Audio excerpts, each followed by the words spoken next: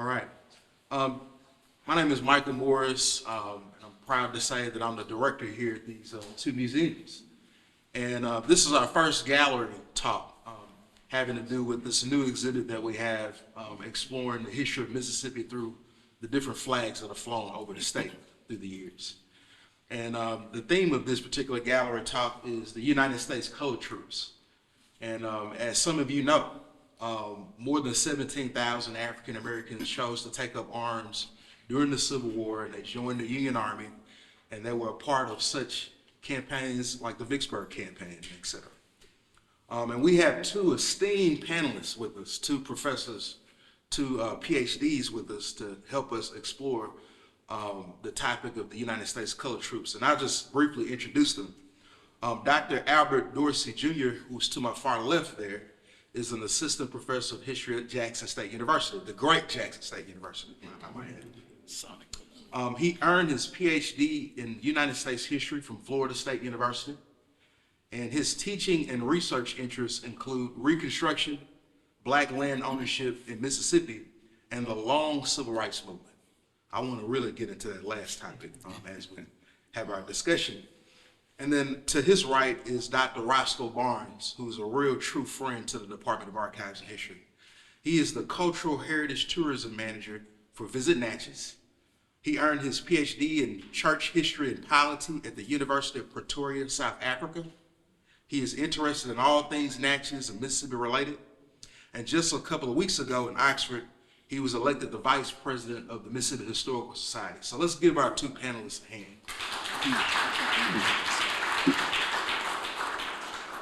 So my first question is actually to Dr. Albert Dorsey.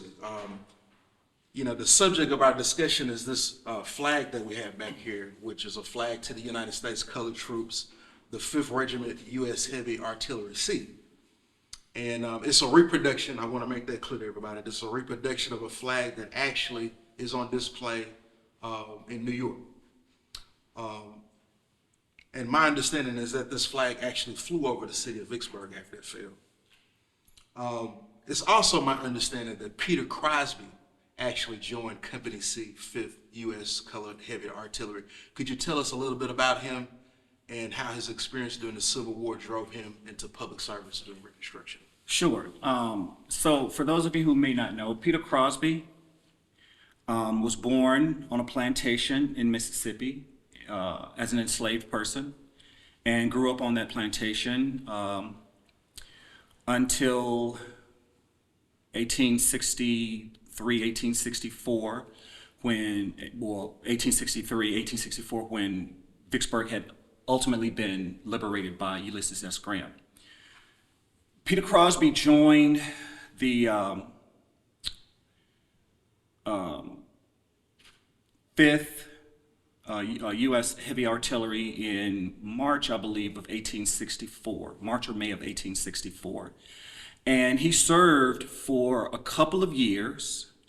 There was no war, so he joined after the Battle of Vicksburg. So there was no real wars going on in the western part of Mississippi during his service. So he probably wouldn't have seen a lot of the battlefield. He worked as a nurse.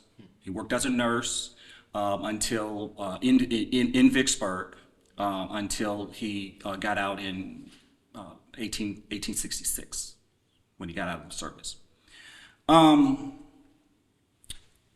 Peter Crosby is an interesting character because he is the first African-American sheriff of Warren County. And that's important. Obviously, he goes from being an enslaved person on a plantation to fighting in the United States Army against the Confederacy, to then going on to be sheriff of Warren County. That's important because white Vicksburgers were pretty upset about losing that battle. And they lost, they capitulated, as we all know, on July 4th, 1863.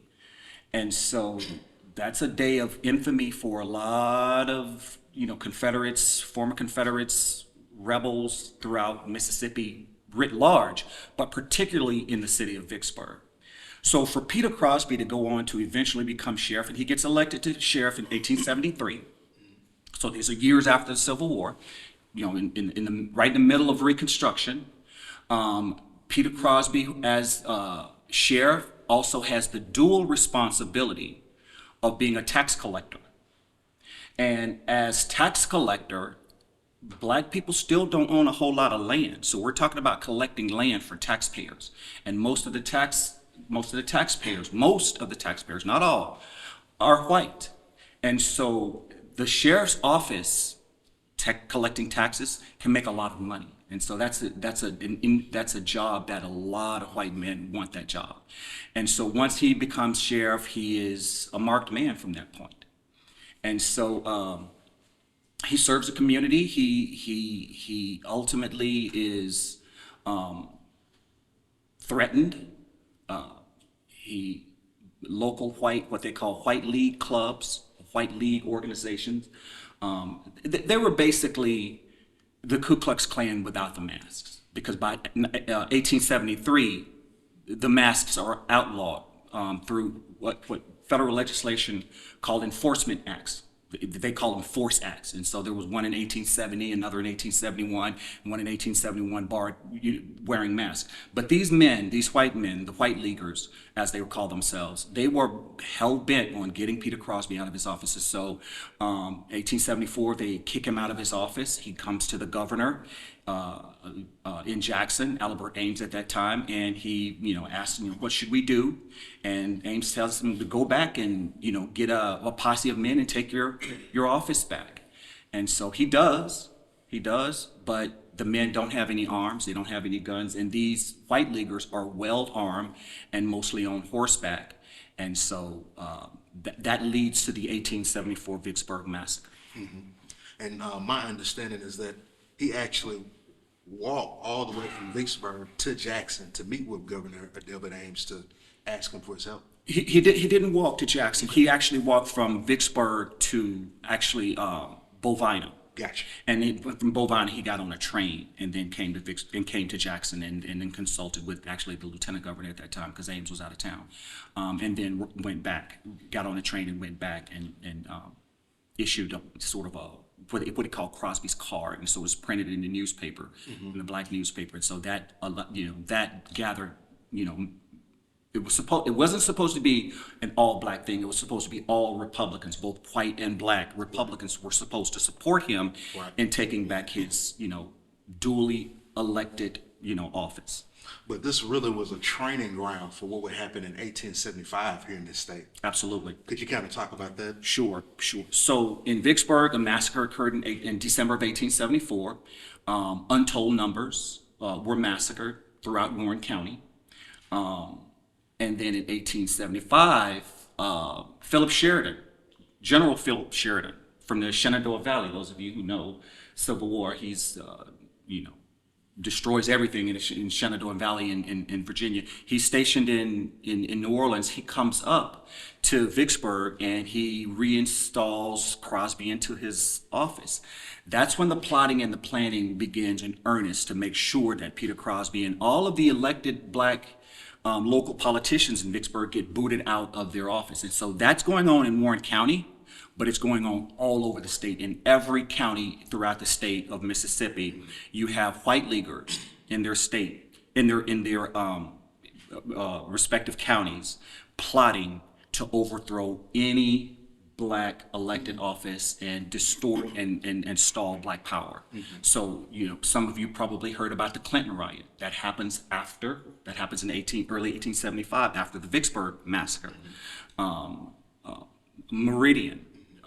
All over the state of Mississippi, it sets up in 1875 and this is the year of redemption. And so redemption, for those of you who may not know, it's a word that they use. We're going to redeem or take back politics from the Republicans, the so-called Republican carpetbaggers or migrants from the North, who are in allyship with black people who are also voting what they call the Republican ticket, and the ticket of Abraham Lincoln. And so it makes sense, but you got to get these foreigners as they saw them. The word that they use is foreignism, right? We got to get these foreigners out of government and take back the South and make sure that we can reinstitute something that is as close to slavery as we can get, but not the name. Dr. Barnes, the Forks of the Road site in Natchez was the second largest slave market in the Deep South before the Civil War. But there's an amazing story involving United States colored troops regarding the dismantling of those slave pens there. Could you kind of talk about that?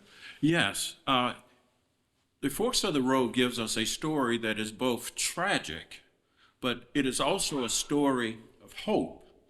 And here's why. As he has mentioned, it was the second largest market for selling people in the South between 1833 and 1863. But when Vicksburg fell, that gave hope to a lot of people, including black people in Natchez. Because when the Union Army occupied Natchez, thousands of slaves from various plantations ran to Natchez. They left the plantations without permission. Some say they freed themselves at that moment, and they rushed to be with the Union troops. Because Natchez was now occupied by the Union Army, the blacks who had been enslaved were now free, and that meant the market was no longer used. Many of those who had been enslaved signed up with the Union Army to become members of the U.S. colored troops. And once they signed up, many of them were ordered in the 58th Regiment, they were ordered to go to that site and tear down the slave pens, the buildings that kept the slaves, those who were enslaved, like animals. Tear those places down and then take the wood from those sites and use it to build barracks for the soldiers who were now part of Fort McPherson. It is a story of hope because one day you're wearing slave clothes. One day you're being inspected like an animal to be sold. One day you're watching your family split and you're saying goodbye to your wife, or your husband, your children. But now, on another day, you're wearing a uniform and you're carrying a rifle for the first time in your life. And now you're fighting for freedom, not only for yourself, for your family, but for the state of Mississippi and the Union. And that's why I say it is a story of hope. It is a sad story, but it has a happy ending. And you were telling me earlier that one of the roles that you had previously was as a chaplain. Right? Yes. And there was a chaplain by the name of Hiram Revels that worked with the United States colored troops. Could you kind of talk a little bit about it? Yes, some of you have heard of Hiram Rhodes Revels, the first African American to serve in the U.S. Congress. What a lot of people don't know is that he also served in the Civil War. When the war broke out, he was a pastor up in Baltimore.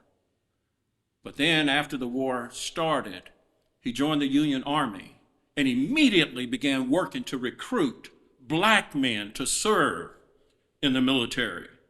He recruited a unit up in Maryland. He recruited another unit in Missouri, all to serve and fight with the Union. Then he came down to Mississippi, and he also served as a chaplain in Vicksburg during that battle. But he didn't stop there with his service to the country. After the war, he came to Natchez. He was one of the early pastors of the Zion Chapel AME Church in Natchez, located on MLK Street. While serving there, he also became a member of the local board of aldermen.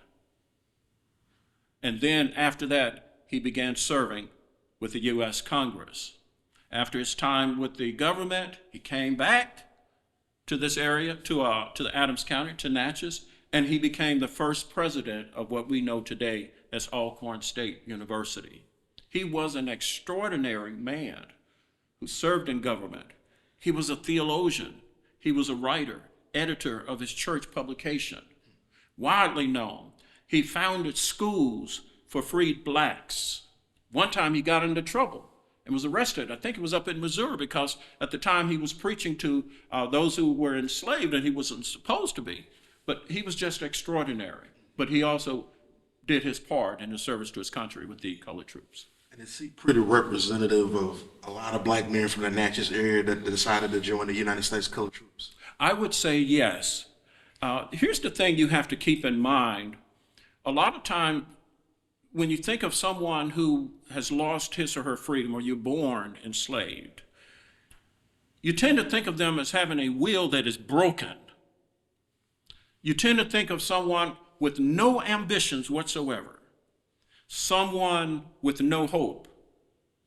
But as soon as they learn of the possibility of freedom, no guarantee, but the possibility, these men rose up bravely, courageously, left the plantations, not knowing what the future would hold, not knowing what would happen, not knowing if somebody would change their mind and try to pull them back onto the plantation. But they left anyway, pursuing something that their souls had craved for generations.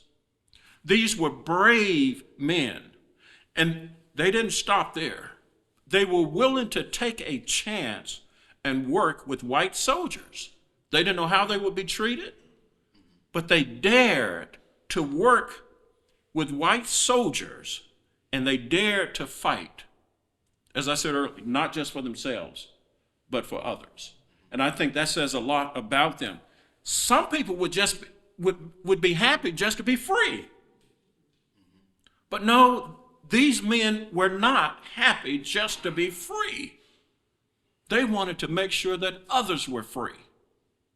It wasn't enough for them to find it, to experience it. They were willing to lose their own lives to make sure that black people all over would also be free. That says a lot about the character and the kind of people that they were. Absolutely. And you're making me think of the fact that many of these newly freed Africans, these self-emancipated Africans, could have went north, but a lot of them, Dr. Dorsey, they chose to stay. And I really do think that says something about the spirit of these amazing people that we're talking about. You mentioned earlier that Peter Crosby was enlisted past when Vicksburg was officially occupied by the Union Army. What exactly were they doing there in Vicksburg, these African Americans that were enlisted in that city?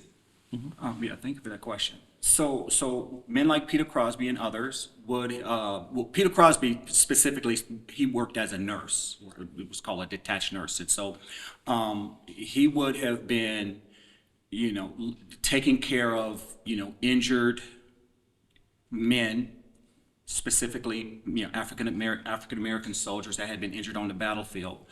But others were placed in roles of enforcement. So you had black troops, regiments of armed black men in blue uniform left by Grant to make sure. So when Vicksburg was liberated, when Vicksburg fell, Grant said unconditional surrender. But you lay down your arms. He gave them parole. And this is what Grant is going to do a lot after Vicksburg. He granted them parole. So what does that mean in terms of 1863? It means lay down your arms, go home, re-swear an allegiance to the United States government, and swear to never fight for the Confederacy again. Now, does he think all of those white men are going to do that? No. He knows better. But he's hoping that most of them will. And some do, some don't.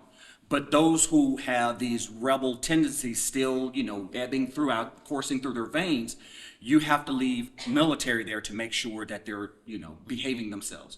And these were black men.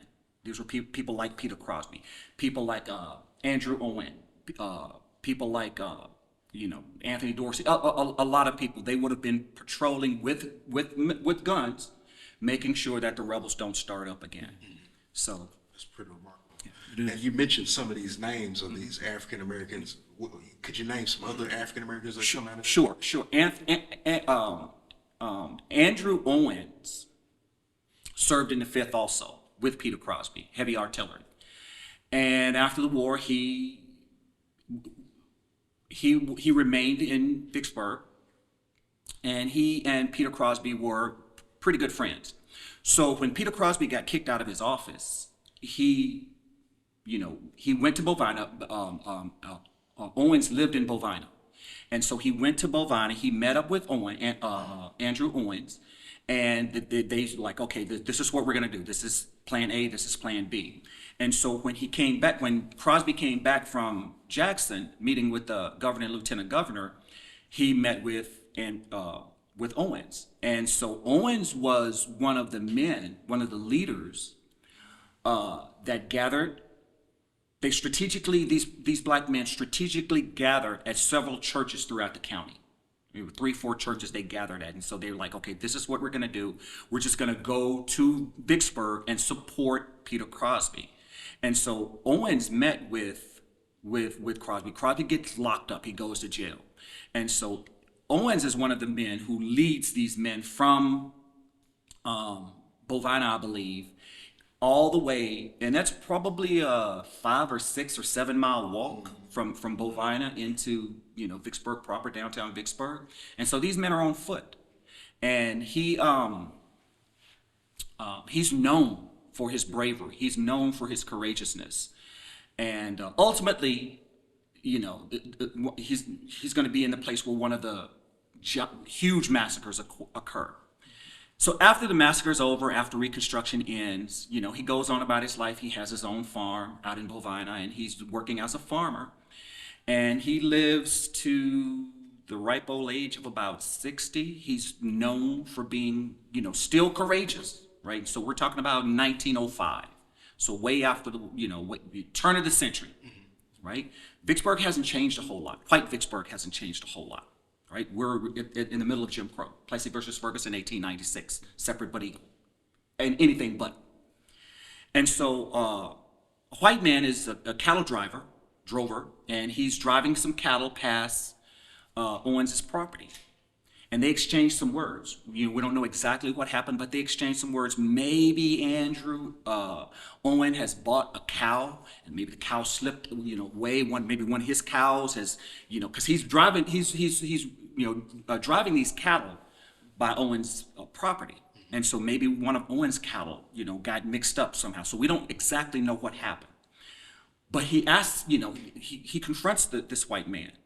The white man, they have a few words, they exchange a few words. He takes out his revolver and shoots at Owen several times before hitting him in the heart, killing him instantly, right? And so this is a man who, right, has a long legacy of service, has a long legacy of courage, who gets shot down by some random white man, and he turns himself in. There's a trial, there's a hearing, not a trial, a hearing about 3 weeks later. He's acquitted, dismissed, charges dismissed. So, there are several people like that. The research is fresh, and so we're still doing research on some of the. Particularly, there are records. There are records out there that are available now that weren't really available, 15, 20 years ago. So we have access to some of the records that are being, online records, and so they're easier to access. And so we're still learning about these folks, but there are a lot of tremendous personalities that were in the Fifth and beyond. You're making me think of the fact that have y'all been able to locate where Owens' property was in Bovina, and maybe is the church still extant that he was attending there? Yes, absolutely. So we know where the churches are. We do know where the churches are. The land can be where his farm was, where his land was. We can find that through the deed books in the courthouse. Peter Crosby, for instance. Peter Crosby was buying and selling small plots of land. His brother, Pleasant Crosby, was also in the Fifth.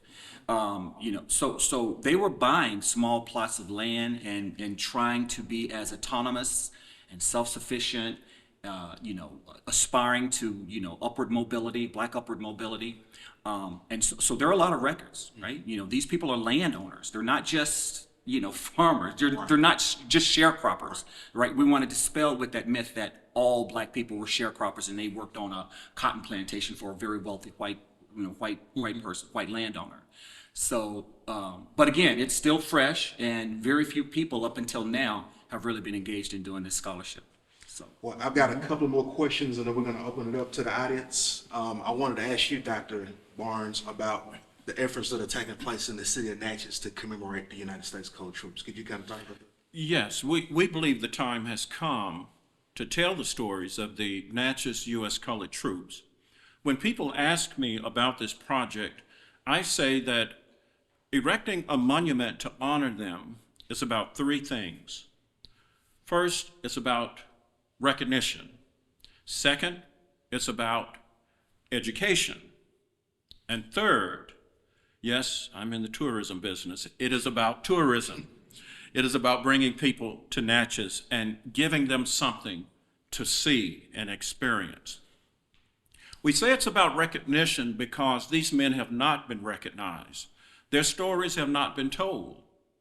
And we believe that we need to create something that will stand and live beyond us, something for future generations. A monument would help us tell their stories for many, many years to come. They deserve the recognition. We recognize soldiers in other wars. It's time that these men, over 8,000 of them, will be recognized.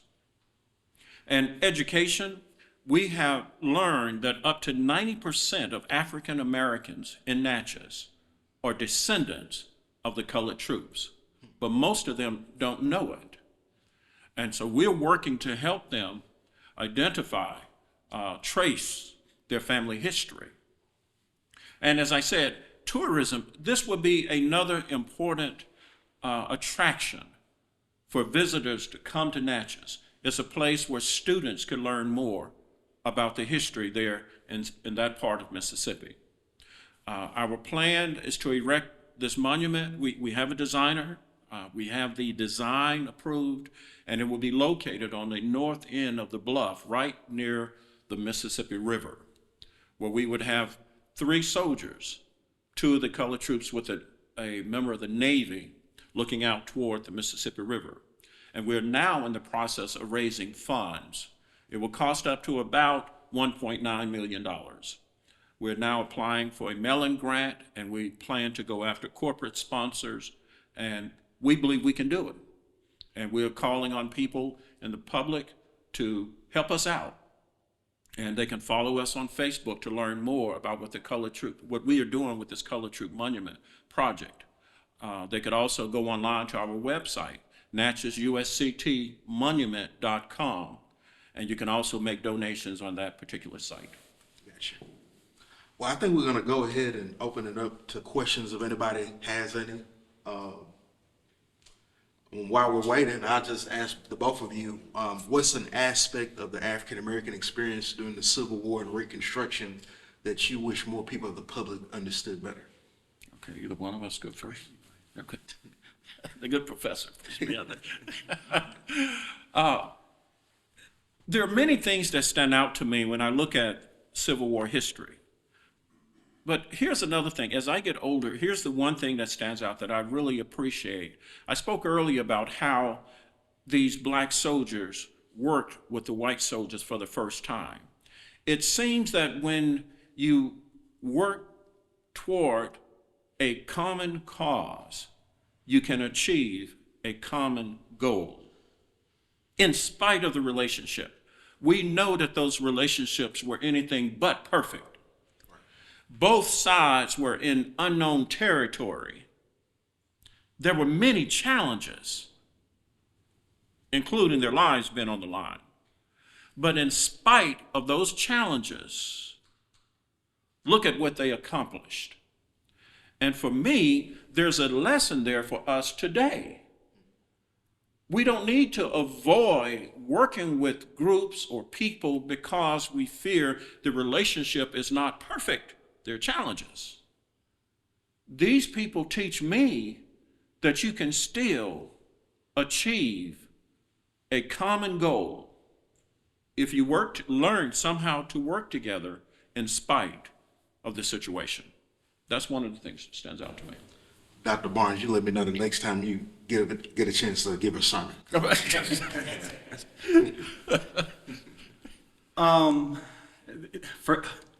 There's a lot. I think the first thing that I would like people, generally speaking, people to understand is that from slavery to freedom, right? Slaves aren't born, slaves are made. And that's an antiquated term that many of us in academia are trying to get away from. And so we use the term enslaved to sort of humanize these people. But they were more than that. They were human beings. And Dr. Barnes was talking about how these men willingly, they ran away from the plantation. They willingly joined, they volunteered. That's why many of them were called volunteers. They volunteered for service. And they risked their lives knowing that they might die. And many of them died, like Milliken's Bend, for example. They risked their lives knowing that they might die. They didn't want to die, but they knew they might die. It's existential. It is existential. If they didn't die, they went on after the war. They understood they were human beings. They understood their full humanity. They knew that they had sacrificed during enslavement. They knew they had sacrificed during the war. They knew that they needed to make sacrifices during so-called Reconstruction. But what they were looking for is to be full human beings. And the 14th Amendment gave them the right to be full American citizens. And I think that if I had my way, I would have people look at these human beings as full American citizens with every right that every other citizen rightfully deserved and enjoyed. Absolutely. You're making me think of the fact that what makes the civil rights movement as we understand it, which is very limited, and I understand you have an expansive definition of the civil rights movement, is the fact that so many local Mississippians stayed in the face of that danger that you're talking about. And that really does relate to what we're talking about during Reconstruction. A lot of these guys could have left. But kind of delve into what your definition of this long civil rights struggle. Sure. So we tend to generalize the civil rights movement. So when people say civil rights movement, we typically think Brown v. Board 1954, right? We typically start at Brown v. Board and then we kind of go forward. But pretty much every group, disfranchised group, has fought for civil rights. They fought for full citizenship. Black people were at the bottom of that totem pole, right? So they had to fight the hardest, and they had to fight the longest, and they had to endure things and trials and tribulations that other folk didn't have to endure, right? So first of all, they had to achieve humanity, right? Because they were enslaved by people who thought that they were some sort of missing link. You're not full human beings. So they had to fight for humanity. And then when the federal government said, okay, you can be citizens via you got to end slavery. So 13th with the caveat, right? The 13th Amendment has a caveat, it has a cutout in it. And so when you get past that, then you get to the 14th Amendment, then you get to the 15th Amendment, of course, it's voting rights. So we're talking about 1865, 1868, and 1870. You have to start the civil rights conversation there. You can't fast forward 100 years and begin with Brown v. Board, because those people were fighting for their civil rights from the inception.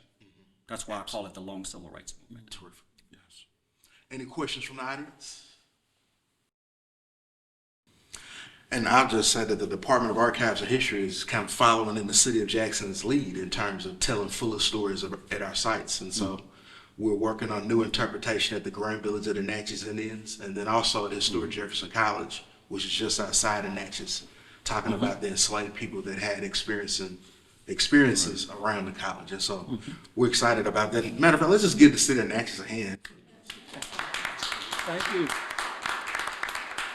I want to say one more thing, considering a fuller history. Natchez, in 1860, 1870, can anybody guess what the black population was of Natchez? Does anybody have any idea? It's 90%. Natchez was 90% black. And so when you tell a story that excludes 90% of the population, what are we talking about? Vicksburg in 1870 was 70% black. So when you tell a story about the Battle of Vicksburg and the siege, and you're talking about Vicksburg and you only limit it to that, you're excluding 70% of the population. I just think that's unfair. Now, I'll just mention, just to leave it on that. In Vicksburg, worked with the National Park Service, the Friends, Mississippi Department of Archives and History, the state of Mississippi. We're going to build a new visitor center. The center that's there, those who've been there, it's very small, built in the 1950s, and it doesn't have any space for any type of storage or display. And so this new center is going to be state of the art. Vicksburg is not just a battle. There was a campaign, and that campaign included, outlying areas, and those battlefields will be part of that as well. Fort Gibson, Edwards, Champion Hills, Raymond will all be part of that as well. And so we're moving right along. We've actually gotten funding now to acquire the land that the new state-of-the-art visitor center will be located. It's going to be about $80 to $100 million project. And so again, we're moving forward. And the whole thing is to tell the full story. Everything's been mentioned here, the richness of our heritage here in Mississippi. But just to tell the full story, to bring us from the Civil War to Reconstruction to civil rights, as we said before, that's all really is blended. And so we're looking forward to bringing that project to fruition. Absolutely. Any other questions? Dr. Crowley, can you flesh out that story about how the 5th Heavy Artillery uses the fortifications in Vicksburg? So Vicksburg National Military Park is not just about siege, it's also about the 1874 massacre. Sure. Black men built those fortifications, right? They built the fortifications, right, for the on the rebel side, right? So the conversation that Dr. Cruz is talking about really revolves around were there black Confederate soldiers? And the answer to that is no. There were no black Confederate soldiers. You had enslaved people working for the Confederacy. That was why it was so important, like for people like General Butler and General Greene and so on and so forth, to remove that 4 million person, right, demographic from the Confederacy, right? There were 5 million white folks in the Confederacy. There were 4 million black people in the South that lived in the South, and most of them lived under chattel slavery.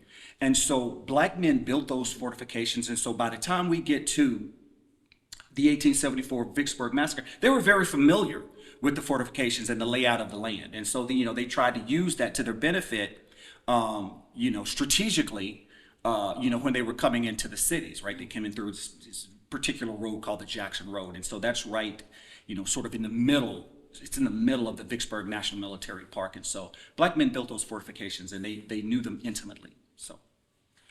Well, I want to thank all of you for joining us for this program. I hope you'll all take an opportunity to look at this gorgeous flag back here, which is a reproduction of a USCT troop flag. Let's give our panelists a hand.